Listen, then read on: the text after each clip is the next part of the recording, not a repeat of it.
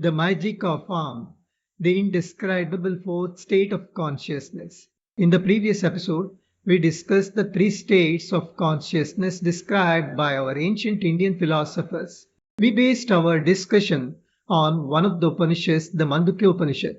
This Upanishad speaks about the three states of consciousness: the waking state, the dream state, and the deep sleep state. These are the three states that we observe every day in all living beings. It then goes on to speak about a fourth state called Turiya.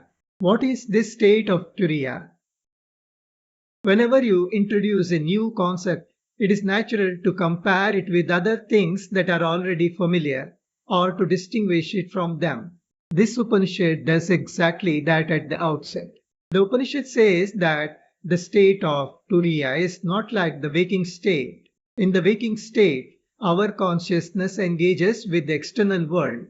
But in the state of Turiya, there is no such external engagement. The Upanishad also says that this consciousness does not create any dreams. This means that it is different from the dream state as well.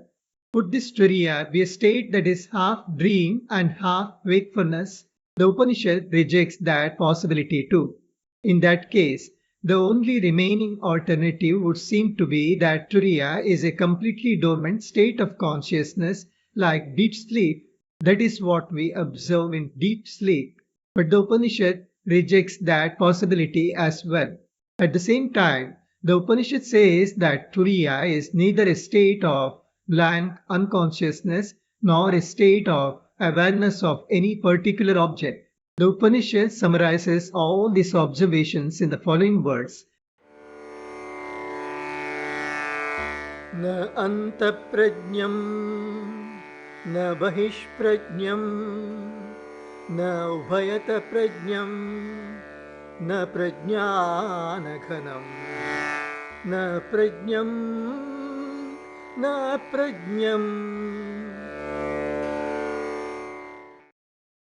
Then what exactly is Turiya? To describe something by saying it is like this, it must be something that can be perceived by the senses. But the Upanishad says that Turiya is not an object that can be perceived by the senses. Sometimes something can be described by explaining what it can be used for. But according to the Upanishad, Turiya is not something that can be used to perform any function.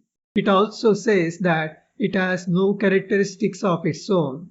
Therefore, we cannot even think about it. Then can it at least be communicated through words? According to the Upanishad, that too is impossible because Turiya is beyond words. This is how the Upanishad expresses it. Adrishyam avyavaharyam agrahyam alakshanam achintyam avyapadeshyam. If you observe carefully, you will notice that instead of telling us what the state of Turiya is, the Upanishad tells us what it is not. In philosophy, this is known as defining something through negation.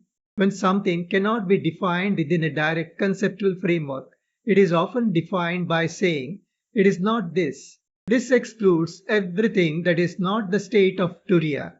After excluding everything else, what finally remains is Turiya. Even so, we cannot point to it and say this is it. The Upanishads speak about this limitation of human language on many occasions. Our language can describe only something that possesses characteristics or something that can be compared with another thing that we already know, or something that can be explained based on its use. For example, we can describe a cow as an animal with 4 legs, 2 horns, and a loose fold of skin hanging below its neck. But Turiya possesses none of the characteristics familiar to our worldly experience. Therefore, we have no way of describing it using adjectives. Turiya is unique in its own way. There is nothing else that is comparable to it. Therefore, we cannot compare it with any other concept or phenomenon and say it is like that. A spoon can be described as an instrument used for eating, but Turiya has no worldly use whatsoever. Therefore, you cannot describe it as being like some kind of tool. Then how can we be certain that such a state really exists? The Upanishad says that it is the state experienced in deep meditation. That experience itself is the proof of its existence. Is there any benefit in experiencing such a state of consciousness? The Upanishad says yes. It says that by experiencing that state, you become free from all worldly suffering. It is the remedy for all the misery that arises from your involvement with this world. It is the most peaceful state. It is the most auspicious state. Instead of seeing a fragmented world centered only around yourself, it enables you to perceive a single, unified reality. Above all, the Upanishad declares that this is your true nature. Therefore, it says that you must realize it. This is what the Upanishad says about the Turiya state of consciousness and why we should realize it. एकात्म प्रत्ययसारं प्रपञ्चोपशमं शान्तं शिवम् अद्वैतं चतुर्थं स आत्मा स विज्ञेयः. While saying all this, I should mention one thing. In explaining these verses of the Upanishad, I have been careful not to do anything that would compromise the integrity of the original text. I have not imposed my own philosophical viewpoint upon it. Those who strictly follow the Advaita philosophy may feel that my explanation does not fully agree with the well-known interpretation of Advaita philosophers such as Shankaracharya. Advaitins hold a somewhat different perspective.